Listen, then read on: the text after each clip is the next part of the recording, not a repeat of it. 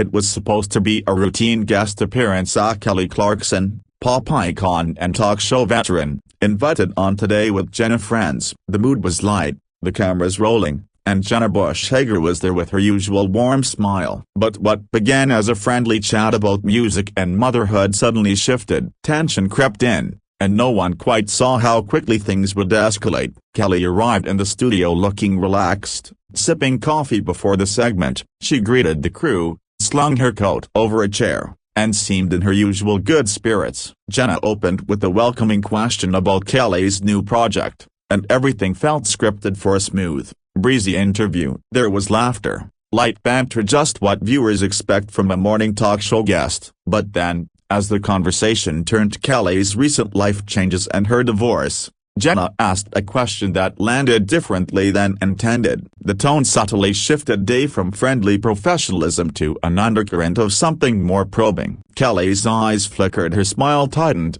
and the audience could feel the shift before Jenna even realized. "Do we have to talk about that today?" Kelly asked quietly, her voice calm but firm. The audience laughed nervously, not sure how to place the tension. Jenna hesitated, clearly surprised. The control room felt it too, whispers among staff, producers glancing at each other. The segment seemed to teeter on a knife's edge between normal talk and something more volatile. Jenna tried to recover. She made a joke about Kelly's recent tour mishaps, thinking to lighten the moment. But Kelly didn't laugh. Her tone was clipped, her body language stiff. The humor fell flat. And in those seconds, the warmth drained out of the set, replaced by a palpable awkwardness that neither host nor guest seemed able to shake off. Kelly leaned forward, her voice quiet but edged. She said, "If you really want to know me, don't set me up with gossip." It wasn't aggressive, but it carried a weight. The audience murmured. Jenna looked momentarily taken aback, her upbeat persona sliding. There was no immediate retort, just a pregnant pause, the kind that makes live TV feel dangerously close to unscripted. In the control room, producers debated cutting to a commercial. But instead of action, there was hesitation. The cameras stayed rolling. Back on stage, Jenna tried to steer things away, asking about Kelly's creative process, while Kelly remained distant, her professional veneer cracking. The balance of power shifted as this was no longer just an interview. Then came the line that insiders later said hit too close. Jenna mentioned Kelly's daughter in a gentle way, referencing her family life, her role as a mother. But for Kelly, it was a sting. Her eyes narrowed, voice low. She stood up. It was sudden, almost imperceptible at first, just a small motion, but everyone in the studio sensed she was walking out. Before the audience or Jenna could react, Kelly left. No dramatic shout, no raising voice. She stood, quietly collected her things, and walked off the set. The lights flickered. There was a beat of shocked silence, cameras panned, producers scrambled, and the broadcast feed jolted as the live moment unraveled. Jenna froze, blinking. Her co-hosts exchanged awkward glances. The audience watched, stunned. No music, no applause, just the sound of nerves. It was raw and real, and it wasn't part of the script. On live TV, moments like this are rare, unsanitized, unresolved, and unexpectedly powerful. Backstage, Kelly's team closed in. The dressing room door shut. Insiders say she collapsed into a chair, burying her face in her hands. Her publicist reportedly whispered something about a boundary crossed, something that wasn't meant to be dug into so publicly. It wasn't just frustration, it felt like heartbreak. Meanwhile, the control room churned. Producers and directors whispered into headsets. Some argued for issuing a statement immediately, others just stared at their monitors, replaying what had just happened on the feeds. In seconds, the moment that wasn't in the plan became the story. Social media exploded. Clips of Kelly walking off set circulated on TikTok, Instagram, and X. Hashtags trended, #Kelly walks off, #JennaGate, #Livid drama. Fans rallied, with many defending Kelly, noting how composed she looked, not angry, just done. Others were critical, questioning whether Jenna's question was fair. Some insiders claimed Jenna's line about Kelly's daughter was too personal, pushing Kelly over her emotional limit. Others said Kelly's patience had snapped after a long build-up of stress. Whatever the truth, the moment stood a public figure asserting her boundary on live television. NBC issued a short statement shortly after. "We regret any discomfort and are reviewing today's segment." It was polite, vague, atypical for a network in crisis control. But fans weren't satisfied. They wanted clarity, they wanted sincerity, and some speculated this could be the start of a bigger reckoning for how guests are treated on morning talk shows. Behind closed doors, producers went into damage control. Some argued sensitivity training was needed, others wanted stricter prep for emotional topics. The phrase "the Clarkson standard" reportedly began circulating as a whispered benchmark about the risk of pressing too far in interviews. Kelly stayed off camera the rest of the day. She didn't return to finish the segment. Her absence left a void. Jenna ended the show abruptly, offering a brief apology and pivoting to a pre-recorded segment. The audience, still processing, sat quietly as some looked uncomfortable, others looked sympathetic. By evening, talk show hosts and celebrities weighed in. Some praised Kelly's poise, others debated the ethics of live hard questions. The entertainment industry buzzed with talk of boundaries. What is fair game for a talk show guest, and when does good television become exploitation? On her own show the following week, Kelly addressed the moment. She didn't name names, but her tone was thoughtful. "Sometimes, you choose your piece," she said quietly. The audience cheered. It wasn't spectacle. It was a statement. She was setting her terms, and she was doing it on her own turf. Internally, NBC reportedly reviewed their guest prep process. Producers wanted to avoid another viral walk-off. Some suggested more pre-interview conversations, better alignment on emotional topics, and firm boundaries. Others questioned whether safe interviews stifled authenticity. Kelly's team, meanwhile, held meetings. They discussed trust, respect, and her willingness to be vulnerable, but only when she's ready. Everyone agreed she wasn't walking away from honesty, just from being cornered. And the stakes were higher now. Her reputation, her emotional well-being. Public reaction remained divided. Many fans saw Kelly's exit as a powerful act of self-respect. Others wondered if she overreacted,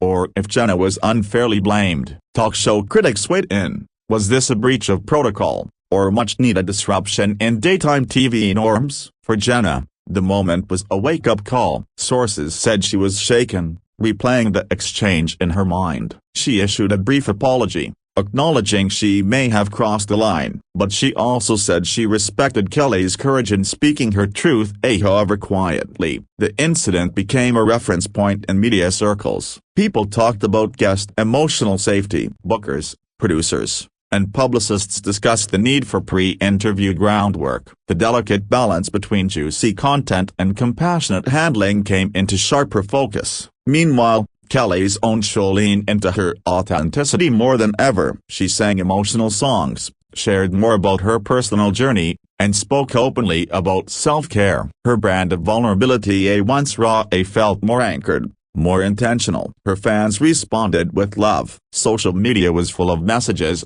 "Proud of you, Kelly. Thanks for showing strength. Boundaries matter." The walk-off wasn't just a headline for many. It became a symbol of turning points, of speaking up, and of self-worth. On the other side, critics remained. A few commentators suggested the moment was manufactured for a drama, or that public figures should expect tough questions. But Kelly's core supporters pushed back. Bravery isn't always loud. Sometimes it's leaving when things feel unsafe. Producers at Today with Jenna Friends reportedly restructured future episodes. More guest prep, clearer topic boundaries. Emotional segments got more vetting. They recognize that live TV is powerful and unpredictable, and when you push someone's buttons, there's a cost. For Kelly Clarkson, the walk-off marked a turning point. It wasn't just a misstep or a breakdown, it was a boundary set, a line drawn. In a world of performative talk show moments, she chose her dignity, and that quiet exit spoke louder than any shout. As the dust settled,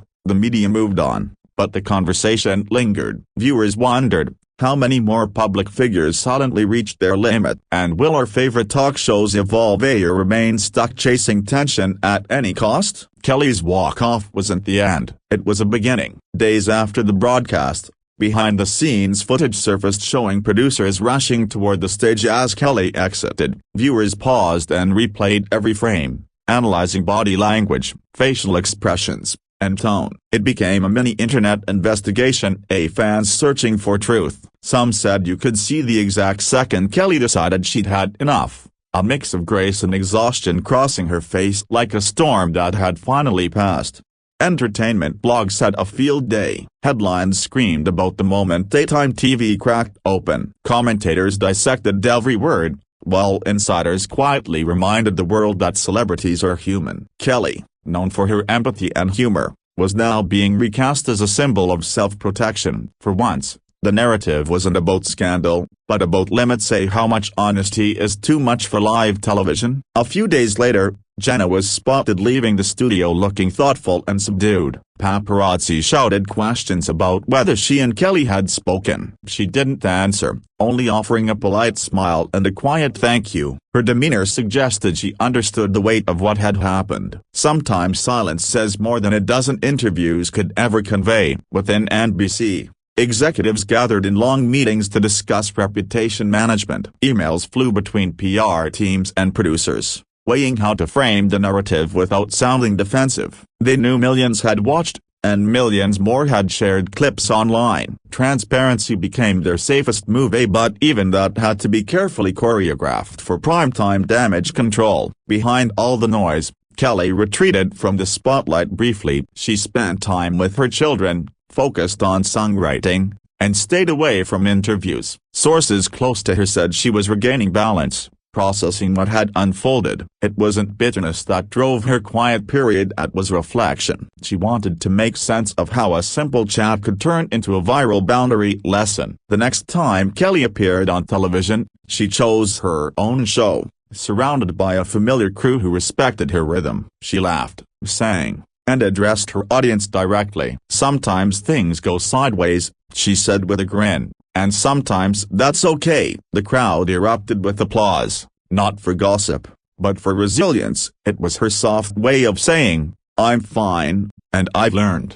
Media analysts began comparing her walk-off to other iconic on-air moments, like when stars refused unfair interviews or challenged invasive questions. They called it the Clarkson moment, a reference point for respectful journalism. Courses in broadcast ethics even cited it as an example of what happens when empathy leaves the room. Kelly didn't plan a revolution, but somehow she started one. Fans flooded Jenna's social media with mixed emotions. Some offered empathy, others critique, but over time, the hostility faded, replaced by understanding. Both women had simply been caught in the unpredictable rhythm of live TV. There were no villains, just two professionals navigating emotion in front of millions, and proving that imperfection, too, is part of authenticity.